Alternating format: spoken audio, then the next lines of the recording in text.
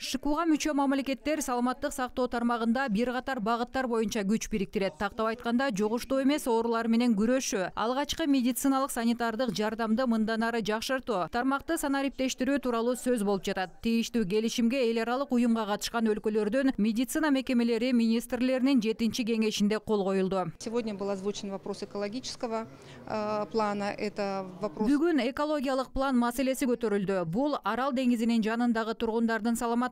Бул багытта Дүйнөлүк саламаттык сактоо уюму менен биргеликте кеңири иштерди жүргүзүп жатабыз. Бүгүн чоң долбоор жасалды. Ага ылайык казакстандык жана өзбекстандык адистер биригип, Арал деңизинин жанындагы тургундардын ден соолугун толук кандуу изилдейт. Программа 8 миллион адамды камтыйт. Муну менен катар технология алмашуу жана түрдүү багыт боюнча илимий изилдөө долбоорлору менен бөлүшүүнү көздөйт. Ошондой эле илимий кадрларды жана саламаттык сактоо тармагындагы кадрларды даярдоодо күчтүү бириктирүү зарыл. Готовки научных кадров и кадров для практического здравоохранения. Мындан тышкары саламаттык сактоо министри кесиптештерин Казакстанда дары-дармек өндүрүшүн чектөөгө чакырды.